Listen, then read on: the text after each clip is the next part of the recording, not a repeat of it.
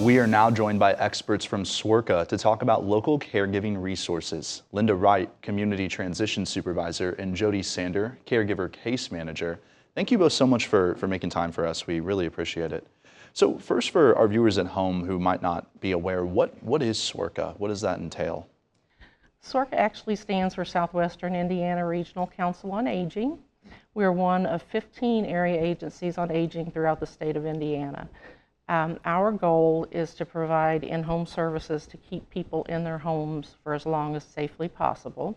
So we have case managers through our 6-county area who do home visits, assessments with individuals, and then set up services for them to keep them at home.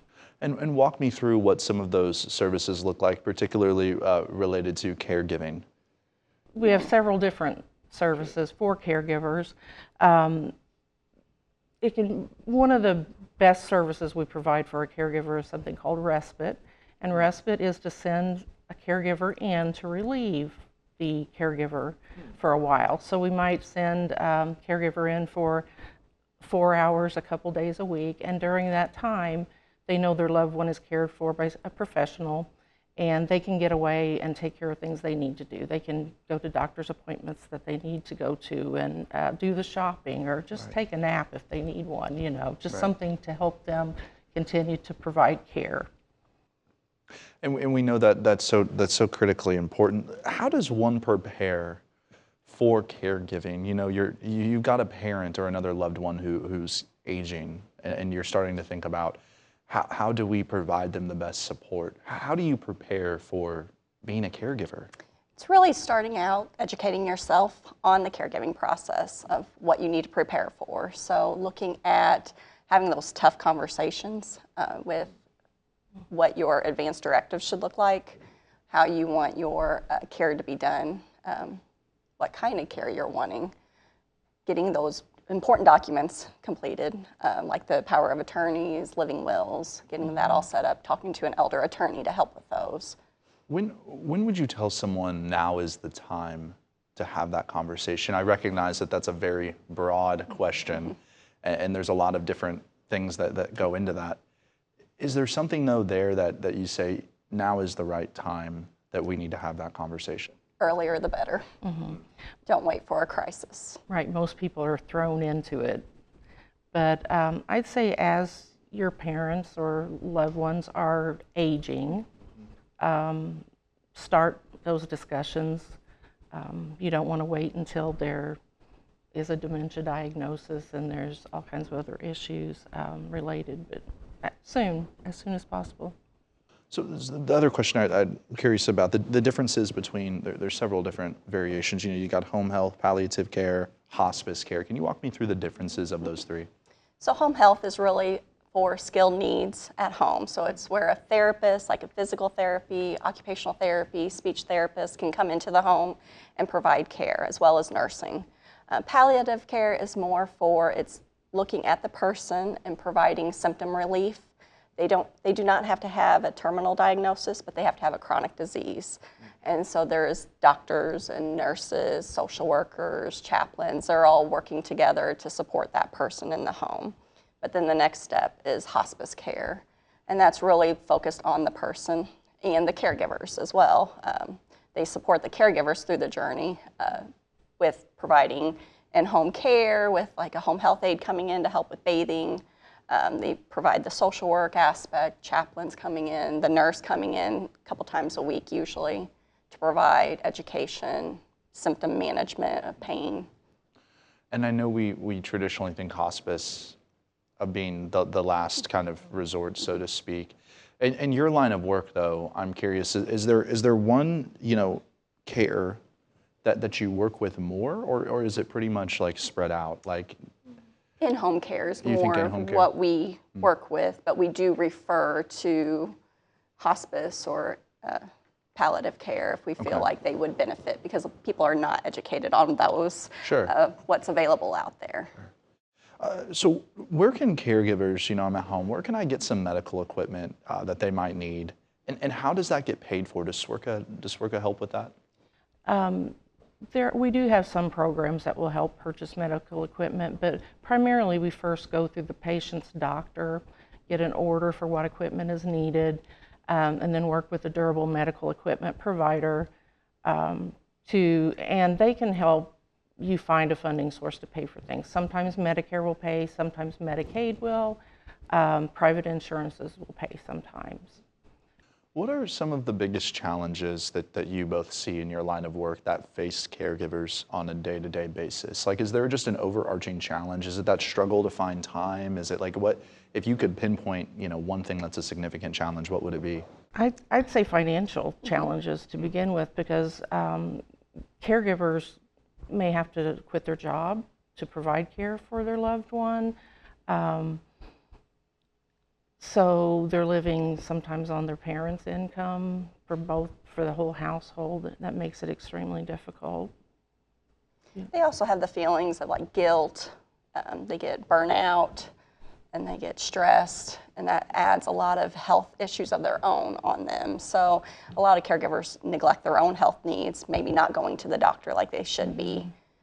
And for relatives that might live far away, I think this is so important too, right? Mom and dad might be hundreds of miles away.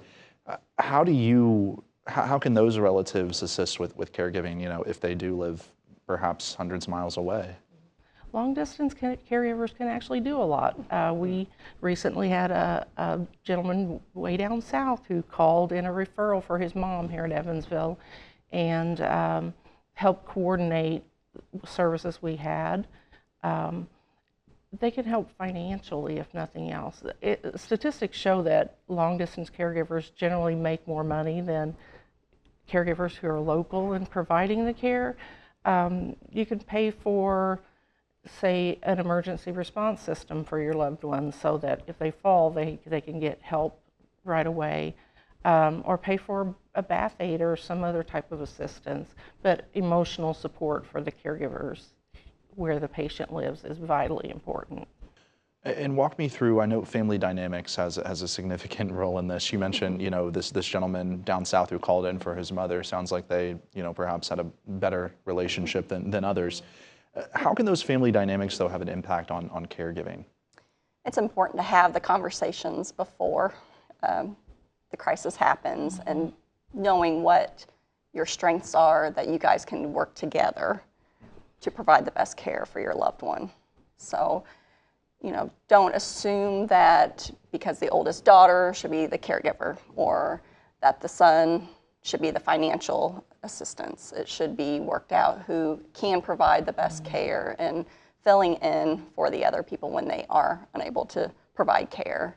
And just having those open conversations, don't have the negative language used. Family meetings are really important, and listening to each other. And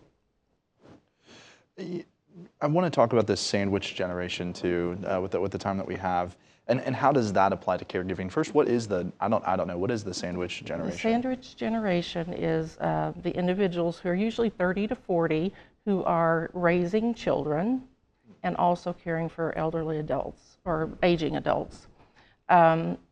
So they're doing two very stressful things at the same time. And so how does that, when we talk about caregiving, to walk me through the stress level, do you see this often, a lot of sandwich generation folks in your work? It's estimated that 50% of people in their 40s are doing the sandwich generation care right now. Wow.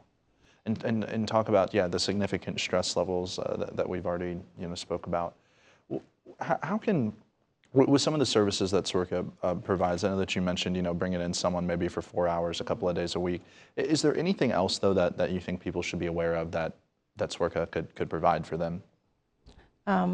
We have a program at SWIRCA that actually we're the only area agency in Indiana that's doing it, but it's a program called T-Care, and it stands for Tailored Caregiver Assessment and Referral. Wow. It is a program just for caregivers. They're our clients. Jodi does the majority of our T-Care assessments, but we assess the caregiver, and I should let you explain it better. Yeah. It's an assessment we do where it rates their burdens, so their stress level, their identity discrepancy, you know, even if there are uplifts for caregiving, so because there is rewards for caregiving as well. So we talk about those in the discussion, and then we can refer them to resources out there, one being caregiver support groups. That's another option we have at SWIRCA as well. We have a caregiver support group. And where can I find any of this information about SWIRCA? Find it on our website, swirca.org. So talk to me about, you know, upcoming fundraisers and how individuals in the community can support the work of SWIRCA. Our next big event is our Brew Fest. That will be on July 12th. Those tickets are available. And then coming in first week of October is our Fall Festival, where we will have our delicious cobbler available for everyone. What is your final message for viewers at home? What do you want to share, your overarching message to them about caregiving in general, support, any of it? What do you tell them? I would say caregiving is one of the hardest jobs you'll ever do. However, it's the most rewarding. I've been a caregiver. Jodi's been a caregiver. Do you want to add to that? It's just, it lets you know that you have the connection with your loved one. You know, we get busy and we focus on the caregiving aspect, but really connecting with your loved one, it shows your strengths of what you can do, because there's times you don't feel like you can keep going on, but then you do pull through. And really just connecting with others as well through the support groups and getting that information, or connecting with SWIRCA to get the information you really need to support yourself as well as your loved one you're caring for. Linda Wright, Jodi Sander from SWIRCA, thank you both for making time. We appreciate all of your expertise. Thank you so much.